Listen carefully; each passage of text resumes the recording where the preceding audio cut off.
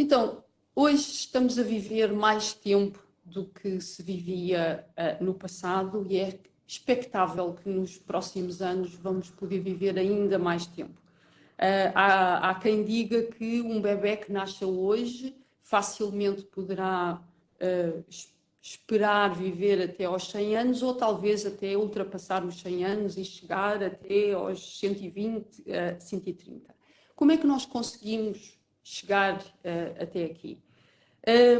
Conseguimos essencialmente porque, graças a um grande número de desenvolvimentos, não só da ciência, mas também da engenharia, do modo como as nossas sociedades se organizam, nós temos padrões de higiene muito melhores, temos melhores condições de vida, mas depois do lado da medicina temos vacinas, temos antibióticos e tudo isto nos está a permitir prevenir as doenças infecciosas que eram a principal razão de morte precoce no passado.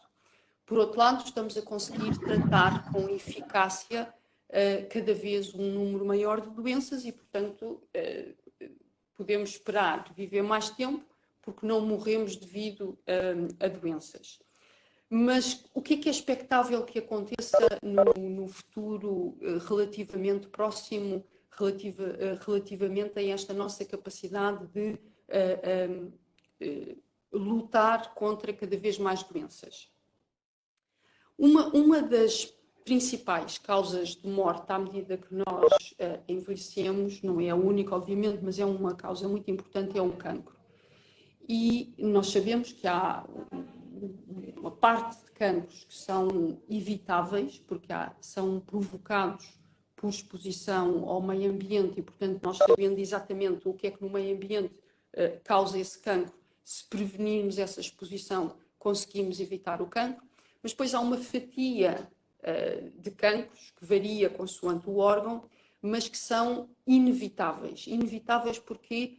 Porque resultam de uma característica intrínseca das nossas próprias células, do funcionamento das nossas células, e que é o facto de cada vez que uma célula se divide, podem acontecer erros no genoma, erros genéticos, e são esses erros genéticos que, se atingirem um conjunto crítico de genes, dão início a todo o processo da oncogênese. Portanto, se o cancro é inevitável e cada vez que nós vivermos mais tempo vamos ter mais células a dividir-se, logo vamos aumentar a probabilidade de originar cancro. Se nós quisermos viver mais tempo, vamos ter que claramente resolver o problema do cancro. Isto quer dizer que vamos ter que ter tratamentos mais eficazes e vamos ter que ter métodos de detectar cancros precoces com a maior eficácia possível, porque sabemos que cancros tratados no início têm maior probabilidade de ser curados do que cancros que começam a ser tratados em fases mais avançadas.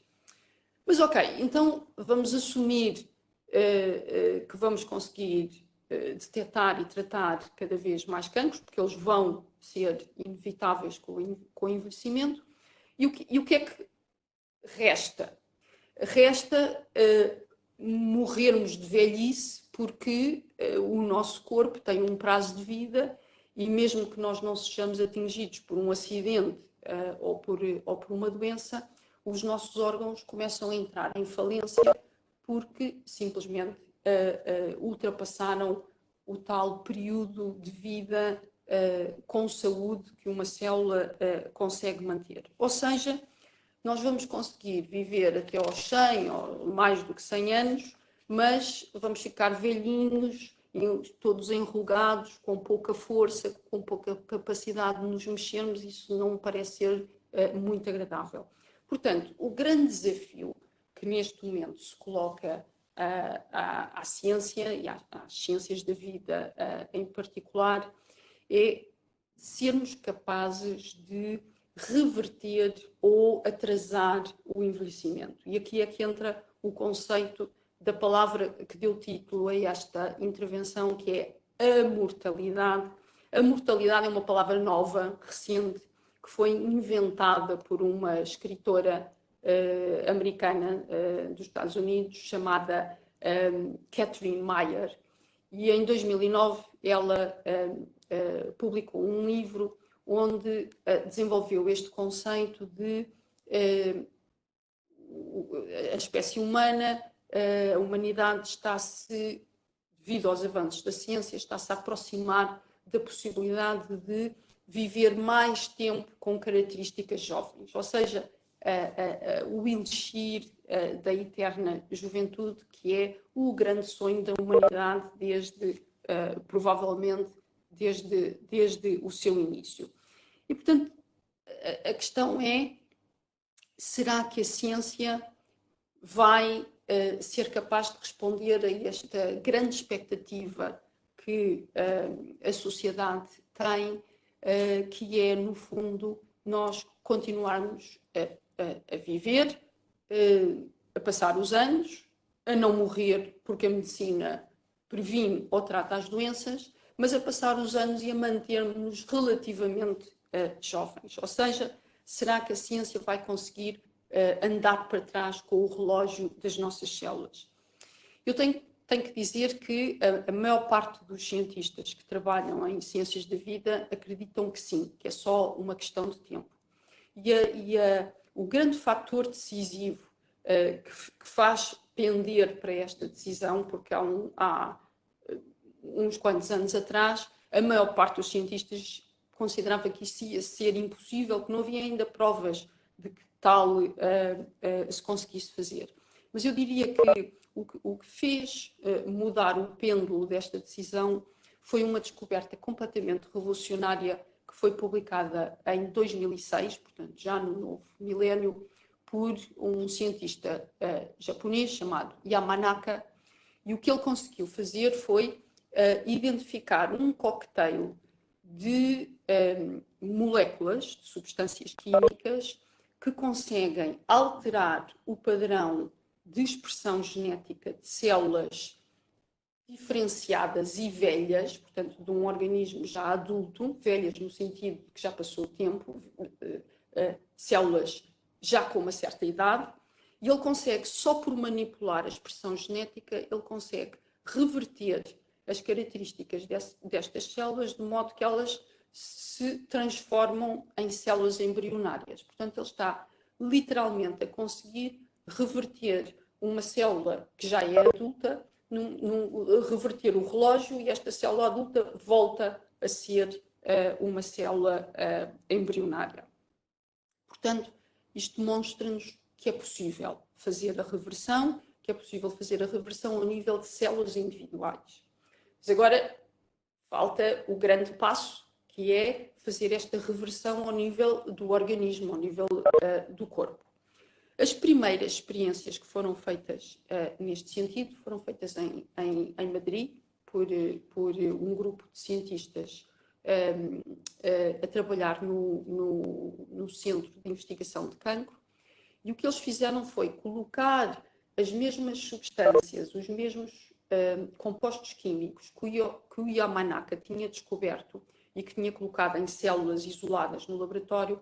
Eles colocaram essas substâncias num rato e fizeram com que todas as células do rato ficassem expostas a esse cocktail que induz a reversão do relógio.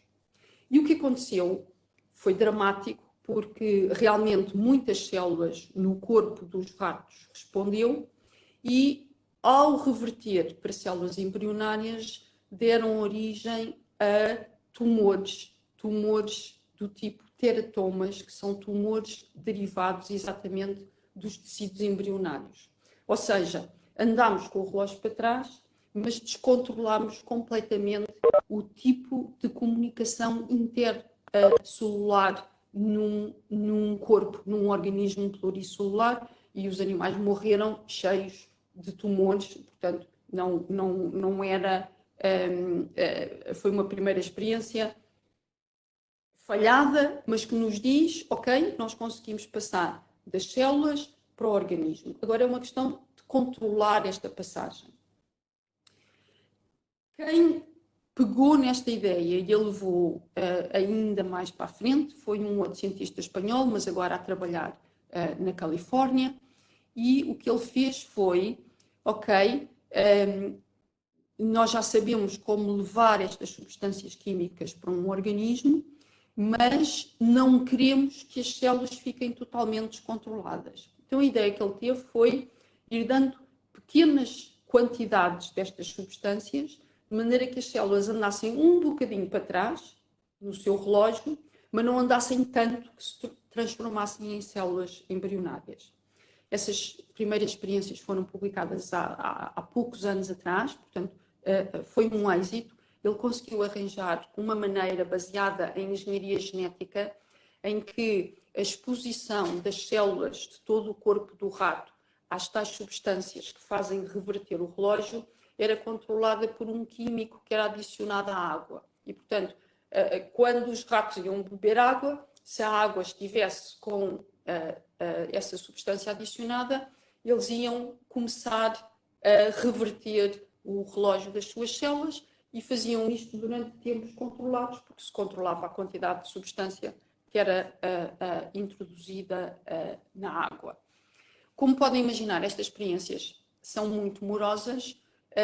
As primeiras foram feitas com ratos que tinham uma doença genética que leva a um envelhecimento rápido e, portanto, num espaço de meses conseguem-se ter ratos velhos, e num espaço de meses foi possível mostrar que esses ratos velhos começavam a ter características de ratos mais jovens, portanto estava a funcionar. E agora o que estão em curso são experiências com ratos normais, em que é preciso esperar que eles envelheçam e, à medida que eles vão envelhecendo, fazer os tais pulsos de reversão do relógio para que se possa ver qual é realmente o efeito resultante. Depois, há uma série de outros investigadores que estão a tentar atuar não ao nível de todas as células do corpo, mas ao nível de subgrupos de células-alvo que são particularmente relevantes durante o envelhecimento. E, portanto, há grupos que se estão a especializar em manipular a expressão genética, porque nós estamos sempre, em todas estas experiências, nós estamos a falar em manipulação genética, porque sabemos que ao longo do envelhecimento aquilo que caracteriza uma célula a envelhecer é uma alteração dos genes que estão a ser expressos. Há uns que ficam mais expressos, há outros que ficam menos expressos. Nós, no nosso próprio laboratório, já identificámos alguns desses genes que estão associados ao envelhecimento, e ao manipular a sua expressão, ao forçar a redução de um gene que se acumula com a idade, nós também conseguimos reverter a nível celular as características de células de animais velhos que passaram a ter características de células de animais mais jovens. Portanto,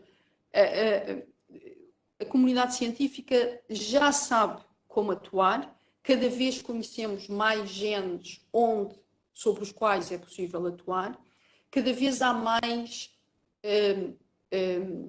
instrumentos da engenharia genética para fazer estas manipulações, e, portanto, é uma questão de tempo. Há, neste momento, múltiplas empresas, startups, sobretudo nos Estados Unidos e na zona da Califórnia, onde mais gente no mundo acredita que vai chegar à mortalidade, mas, portanto, há várias empresas especializadas em órgãos-alvo que estão a tentar reverter o seu relógio biológico no sentido de aliviar aqueles sintomas pesados, aquelas percas de função pesadas que ocorrem com a idade. E depois há uma outra via que também está a começar a atrair muita atenção, e que é a possibilidade, que neste momento já está muito bem demonstrada cientificamente, que é a possibilidade de pôr em contacto o sistema circulatório de animais velhos com animais jovens. Portanto, ao fazer com que sangue jovem comece a circular num corpo velho, múltiplas experiências recentes mostram que, de facto, o corpo velho melhora substancialmente e fica com características mais jovens. Portanto, como podem também imaginar, estão a ser feitas imensas experiências. A partir do ano 2014, entre 2014 e a atualidade, têm sido publicações nas melhores revistas, publicações atrás de publicações, com experiências neste sentido, e, portanto, todas elas de modo consistente e reprodutível confirmam que o sangue tem fatores que tornam, que conseguem reverter o relógio biológico, e obviamente que há um grande interesse em identificar quais são as substâncias químicas, quais são as moléculas no sangue que conseguem fazer esse efeito, porque não nos estamos a imaginar todos a passar a viver de transfusões, nem tal não seria de modo nenhum possível, mas se nós conseguirmos identificar a molécula ou moléculas que no sangue fazem esse efeito, depois podemos fazer comprimidos dessas moléculas e tomá-las e ter o efeito de rejuvenescimento. E eu devo-vos dizer que já há grandes avanços neste sentido, e nós neste momento, aqui na nossa faculdade, temos no Instituto de Medicina Molecular 2 investigadores que vieram dos Estados Unidos e que estiveram exatamente envolvidos na descoberta de uma destas proteínas que é capaz de provocar este efeito de rejuvenescimento equivalente ao do sangue, e, portanto, o campo está extremamente excitante e fértil de ideias e, sobretudo, de resultados preliminares que eu acho que não nos deixam dúvidas de que esta ideia de que reverter o relógio biológico das nossas células no nosso corpo vai ser possível. É só uma questão de tempo e de mais investigação, mas com certeza que nós vamos chegar lá a médio prazo. E com isto eu espero que tenha sido suficientemente provocatória para agora desencadear dúvidas e perguntas, e, portanto, fico ao vosso dispor para agora iniciarmos um debate. Obrigado, Carmen. Eu tomo a liberdade de começar. A idade traz-nos esta prerrogativa de começarmos a discutir. Muito obrigado, Carmen. É um privilégio estarmos nesta escola e ouvir assim, numa quarta-feira à tarde, estado, assim, um texto tão cordial e tão simpático e tão otimista. O meu interesse nesta área é muito por isto, que é quem lida com doenças neurodegenerativas, uma doença de Parkinson, uma doença de Alzheimer, uma coisa que nós nos apercebemos é, independentemente do que façamos, e independentemente do que aconteça com as doenças ao longo da sua progressão, claramente a idade é o fator de risco principal, mas isso não se discute, é que as coisas más acabam por acontecer sempre mais ou menos na mesma janela etária. Ou seja, um doente parkinsónico que começa com a doença aos 30, as coisas más acontecem aos 65, 70 anos. Se a doença começar aos 50, isso acontece da mesma forma. O que nos causa um grande desafio, que é, por um lado, estamos a falhar em encontrar medicamentos que, de facto, atrasem a progressão da doença, mas, por outro lado, começamos a pensar que, se calhar, estamos a atacar os alvos errados. Temos que atacar algum alvo que tenha a ver mais com o processo de envelhecimento biológico global do que especificamente em relação aos transmissores e às afinidades que andamos à procura em relação a alvos específicos. Isto faz sentido ou não? É quase como se, ainda por cima com esta moda agora de todas estas intervenções anti-aging, evidentemente nós sabemos que têm muito pouco suporte científico, mas se de facto fossem reais, esta seria a forma de nós tratarmos doenças como a doença de Parkinson, a doença de Alzheimer, a esclerose lateral amiotrófica. Sem dúvida nenhuma, e isso é um conceito que está relativamente generalizado na comunidade, é que realmente se estas doenças neurodegenerativas acontecem com a idade, se nós revertermos o relógio biológico antes, obviamente, de começarem, porque como estamos a falar de neurónios e o neurónio é pós-mitótico, se nós começarmos a tratar um neurónio que já tem problemas, provavelmente não o vamos conseguir reverter. Mas se nós começarmos a fazer a reversão antes de se começarem a acumular problemas, se calhar vamos adiar, da mesma maneira que vamos adiar as outras características do envelhecimento, vamos também adiar a chegada do Alzheimer ou do Parkinson. E, portanto, isto é uma ideia que está claramente a ser explorada. Curiosamente, isto leva-me a discutir um outro problema, que é as atuais limitações regulamentares que são impostas à experimentação. Porque o que eu consegui perceber de ensaios clínicos já com humanos, como podem imaginar, as manipulações genéticas ainda metem muito medo, metem medo com toda a razão, em termos de experimentação humana, porque ainda não é possível controlar completamente as consequências em termos de segurança. Mas as tais transfusões de sangue jovem para um idoso são muito mais controláveis do ponto de vista médico e, portanto, não é de espantar que desde 2014 começaram essas publicações a dizer que as transfusões de sangue funcionam em ratos e, portanto, neste momento já há ensaios clínicos feitos com humanos exatamente a testar o efeito das transfusões de sangue jovem. Mas estão a fazer estes ensaios em doentes de Alzheimer. Ora, eu acho que vai ser pouco provável que aqueles neurónios, muitos deles que já morreram, consigam ser recuperados. E, portanto, eu percebo que, por razões regulamentares, é difícil ter acesso a doentes assintomáticos, mas eu tenho a impressão que todas estas intervenções dirigidas a reverter o relógio só poderão ser eficazes se começarem antes dos sintomas se instalarem, porque depois provavelmente já é tarde demais e as células não têm como reverter.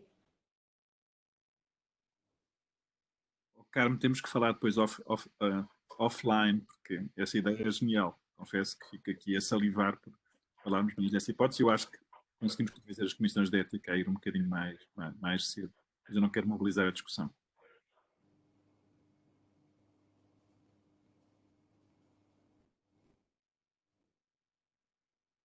Se não há ninguém a perguntar, eu pergunto, é assim. Exatamente, vamos. Já que não nos encontramos na faculdade, encontramos aqui à distância. Não, é que aqui por cima nós temos uma doença muito atrativos que podem, de facto, ir mais cedo. Eu percebo as comissões de ética, eu acho que tem que haver sempre alguma proximidade aos eventos clínicos que geram incapacidade, mas seguramente é possível ir mais cedo, early stage, ou mesmo em fases prodrómicas, em doenças que nós temos a certeza que vão converter para doença. E, portanto, acho mesmo que temos que conversar sobre isso, porque é uma ideia, de facto, muito interessante que podemos explorar no nosso campo. Professora, se calhar vou aproveitar também para agradecer a sua excelente conversa. Eu gostava só de fazer aqui um comentário ou dois. Primeiro, parece-me que estamos a aproximar-nos daquilo que é o elixir da juventude, que um dia destes circulará nos nossos vasos sanguíneos, e faz-me pensar que se calhar o segredo do envelhecimento está mesmo relacionado com os vasos sanguíneos, com uma questão mais sistémica, com a prevenção do envelhecimento de tecidos de uma forma global, mais do que direcionada para a prevenção de uma ou outra doença em particular. Não sei muito bem o que fazem que estamos. A questão é se nós queremos manter-nos jovens ou com aspecto jovem e com funções características de jovem, então temos que pensar no corpo inteiro. Não podemos só pensar no cérebro, ou só no coração, ou só na cartilagem. E para pensar no corpo inteiro, nós precisamos de uma abordagem sistémica e precisamos da circulação, porque é a única maneira que nós temos de levar as moléculas que vão causar este efeito a todas as células do corpo. Portanto, aí não é tanto usar o sistema circulatório como um alvo em si, mas como um veículo para distribuir as moléculas que vão então reverter o relógio, se quisermos reverter o relógio de uma forma sistemática nos vários órgãos. se estivermos numa abordagem mais conservadora, mais médica, que é evitar aqueles problemas médicos associados ao envelhecimento, nomeadamente a neurodegeneração, a degeneração das cartilagens. Aí podemos fazer uma abordagem mais dirigida e focada apenas àquele órgão. É provável que estas abordagens mais focadas sejam as primeiras a chegar à prática clínica, primeiro porque são mais simples e depois, como lidam com curar uma patologia, vão sempre ser mais fáceis de entrar em ensaios clínicos, bem que eu acho que os atuais ensaios clínicos têm aquele problema que já referi. Mas voltando à questão dos bloqueios e dos bloqueios regulamentares, e eu queria aqui deixar muito claro que eu não estou de maneira nenhuma a sugerir que devemos começar agora a fazer experiências com pessoas de uma forma demasiado liberal, de forma nenhuma, temos que ser extremamente cuidadosos. Mas há diferentes perspectivas de olhar para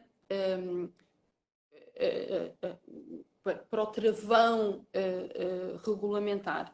E há diferentes países que estão a olhar para isto e a tentar encontrar soluções diferentes. Por exemplo, o Japão, porque a descoberta dos fatores que são agora chamados fatores de Yamanaka foram feitos por um investigador japonês que foi reconhecido com o Prémio Nobel.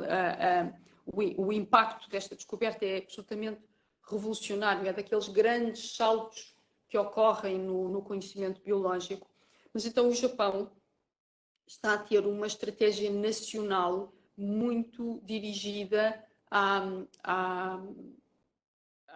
ao levar para a aplicação direta humana estas intervenções, porque já não são só tratamentos, estas intervenções baseadas na reprogramação.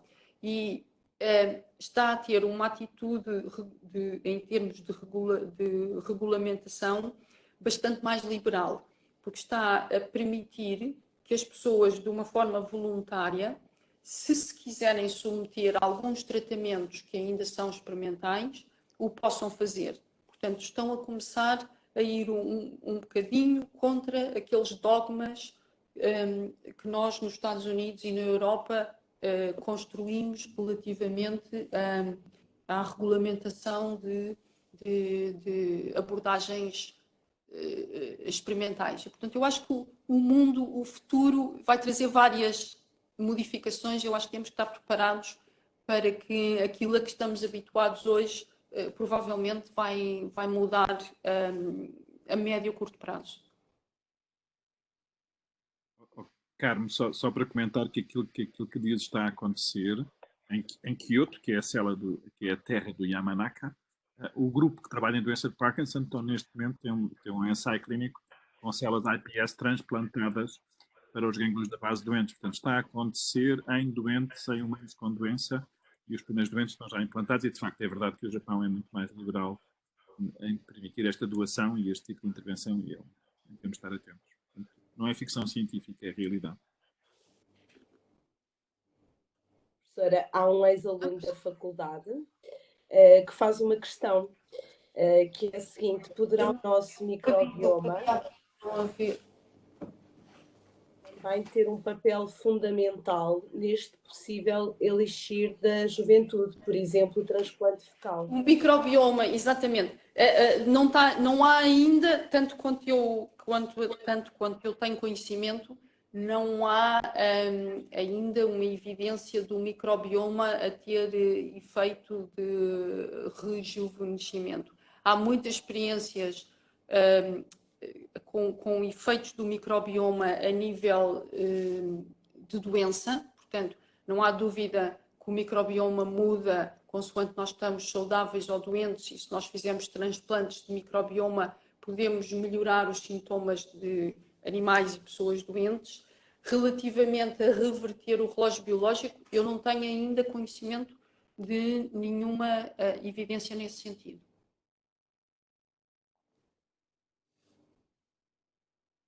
Ok, se quiserem colocar mais questões, peço-vos que utilizem a opção Everyone ativada para podermos ver as questões e colocá-las à professora. Eu vou aproveitar para ir conversando consigo também um bocadinho. Podemos estar perante também uma situação em que os mais novos dentro das famílias poderão começar a dar, de alguma forma,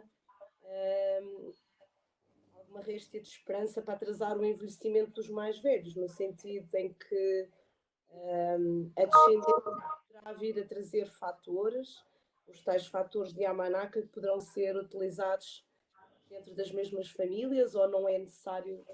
Não é necessário, não é necessário. Os fatores de Yamanaka são absolutamente passíveis de ser executados no laboratório. Não há aí nenhum elo familiar. Onde poderia haver alguma influência mais familiar é se fizermos as tais experiências de transfusão de sangue. Mas eu penso que a transfusão de sangue vai rapidamente evoluir para sabermos quais são as substâncias relevantes. Não me parece que a transfusão de sangue é um bom ponto de partida, mas não será prático estarmos a fazer transfusões de sangue. Portanto, tudo se torna independente das famílias. Poderá ser sempre. É tudo molecular, torna-se tudo fundamentado apenas em moléculas, e as moléculas são produzidas em laboratório de forma específica. Não é necessário ver aqui nenhum componente familiar. Podemos estar perante cura de doenças como, por exemplo, a progéria?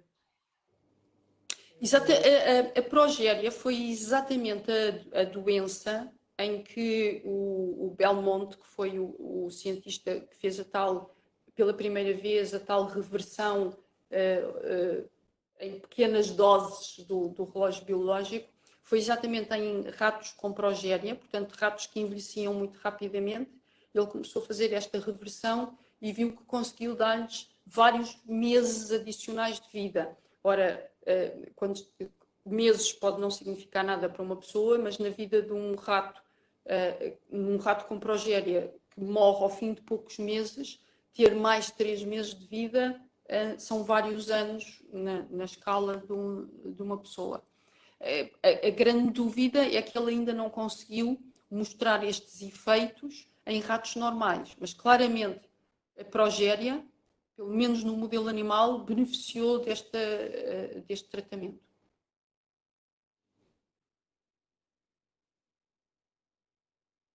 Fazendo aqui um paralelismo com a cultura, é quase aquilo que vimos acontecer no filme do Benjamin Button, em que começamos a voltar ao princípio, não é? A conseguir voltar atrás no tempo.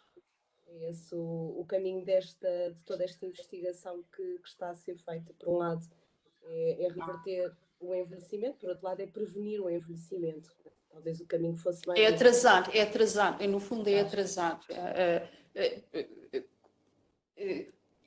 Evitar completamente, ou seja, a imortalidade parece-me que não faz sentido. Nós não vamos atingir a imortalidade, mas por isso é que se alguém pensou e inventou este nome da amortalidade, que é aquilo que provavelmente é mais tangível face aos conhecimentos que temos atualmente, que é atrasar o envelhecimento. Portanto, temos mais anos de vida com características de jovens. Mais uma questão que vem... Há uma pergunta aqui no chat que basicamente é a associação entre envelhecimento e agora toda a história da insulina, da glicemia e da diabetes. A pergunta é sobre a modulação combinada do insulin-like factor e do mTOR pathway no prolongamento da longevidade.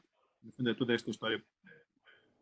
Em algumas doenças degenerativas, neste momento, tem a associação entre o metabolismo. Não, claramente que as vias ligadas à insulina e à sinalização mTOR estão associadas ao envelhecimento e, portanto, estão a ser alvo de pesquisa no sentido de de serem manipuladas no sentido da reversão. Nomeadamente, os inibidores da via mTOR estão em vários tipos de ensaio e há vários grupos a tentar demonstrar uma reversão, esta tal reversão do envelhecimento via inibição da via mTOR. E há quem esteja a usar as velhas rapamicinas e seus derivados e ver quais são os efeitos. Em termos de resultados, do ponto de vista metabólico, todas as experiências que têm sido feitas, a única evidência robusta e reprodutível, se pensarmos em abordagens metabólicas, a única evidência reprodutível é a restrição calórica. É a única intervenção que realmente atrasa de forma comprovada, quer em animais, quer em humanos. Quer dizer, em humanos não temos ainda tempo de evidência, mas em animais, vários tipos de animais, é sistemático que a restrição calórica atrasa o envelhecimento. Portanto, do ponto de vista metabólico, eu diria os resultados neste momento apontam sempre para a restrição calórica, apesar de haver, obviamente, muitos grupos a explorar insulinas e vias mTOR. Ok, obrigado, Carmen. De facto, são muitas ideias que põe, apesar a ideia geral é que nós estamos a atingir o limite, não é? Portanto, até agora havia uma seleção natural e estas pessoas têm agora 90, 100 anos, são os sobreviventes das famílias de 4, 5 ou 6 e agora nós sabemos que estamos a dar hipótese de viver crianças que nascem com 600 gramas ou com 700 gramas e fora aqueles aditivos todos que diminuem. A minha pergunta é talvez mais importante a nível psicológico, pensa que é o prolongamento das telomerases, o evitar o encurtamento de telomerases, ou de facto acha que há outra?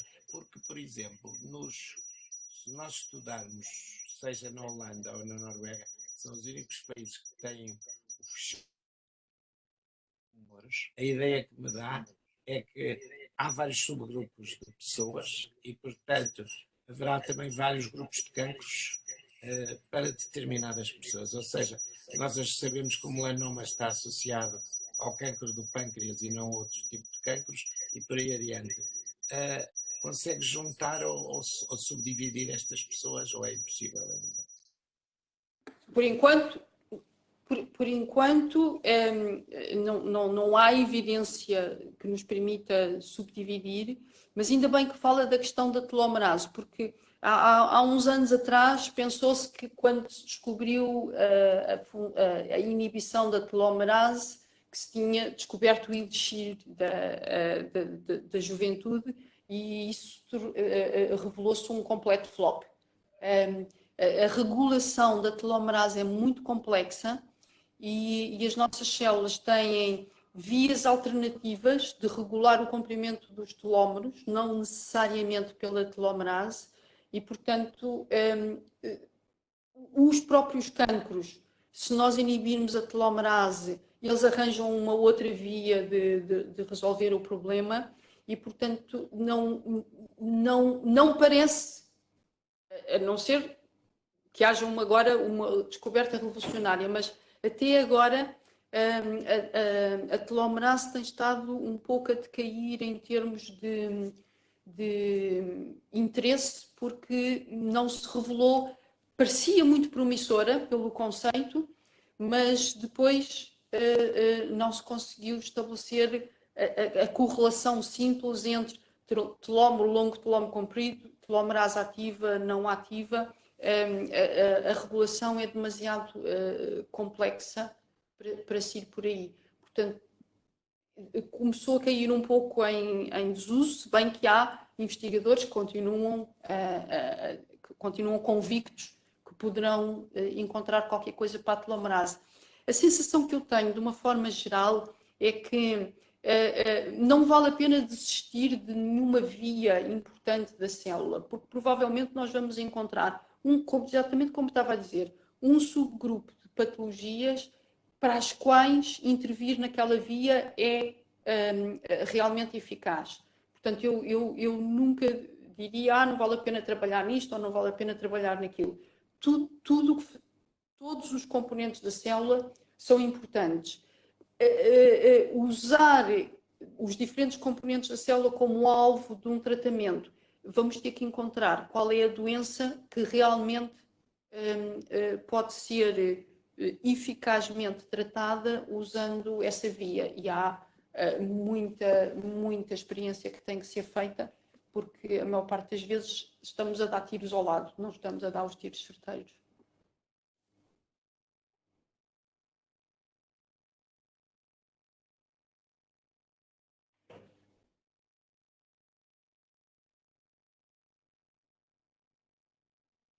Ana, se calhar temos que encerrar. Temos mais uma pergunta? Acho que se calhar vamos ficar por aqui. Há imensas. Há mais uma pergunta, eu só preciso que alguém me leia, porque eu não tenho acesso a ela.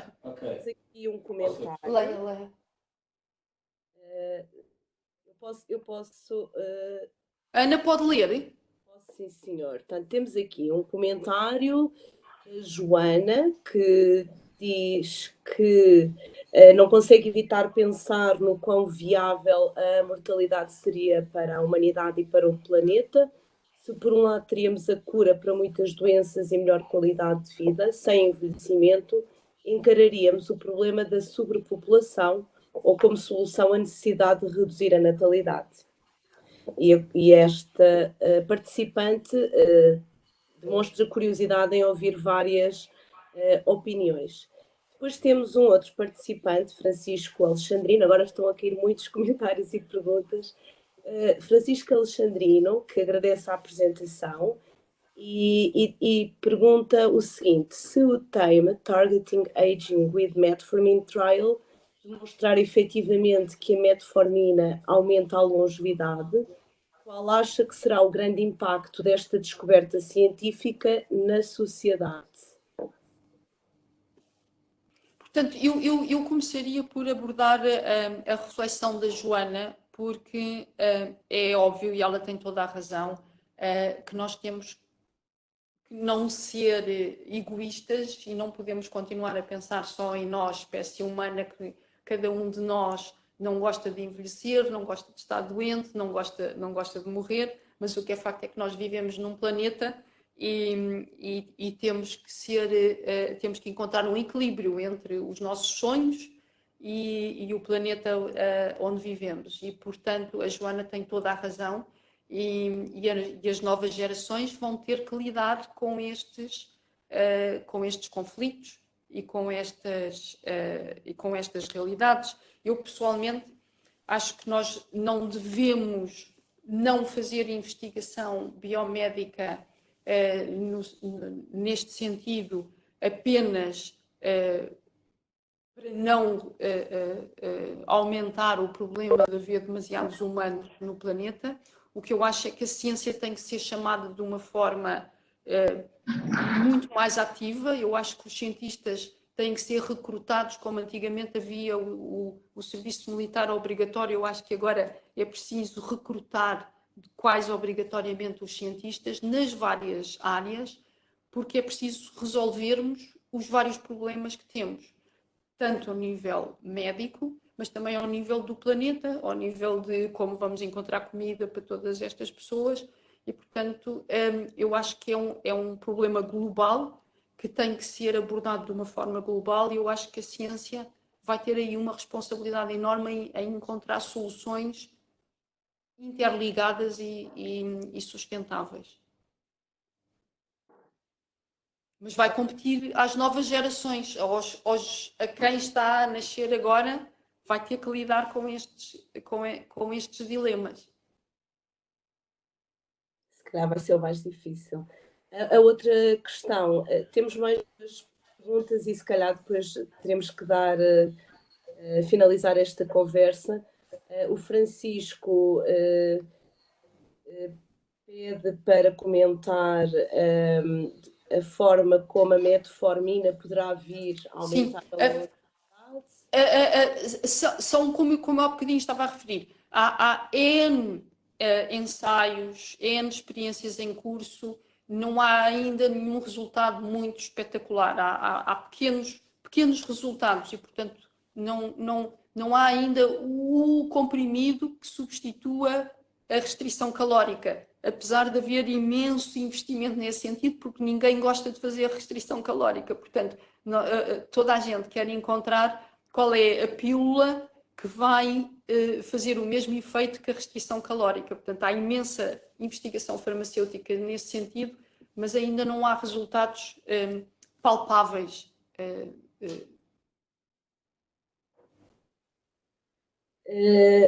A última questão vem do participante Guibel. Se estas estratégias de reversão parecem ser eficazes antes da doença, então vai ser preciso diagnóstico precoce a nível molecular.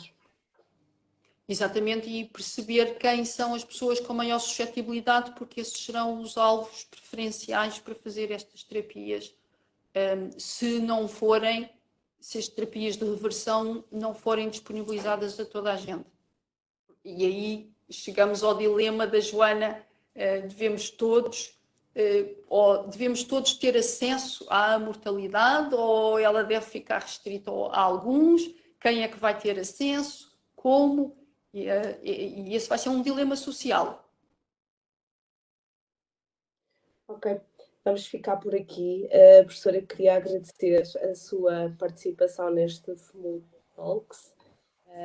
Foi um prazer ouvir falar sobre a mortalidade e queria agradecer também a todos os participantes pela sua participação. Obrigado, eu.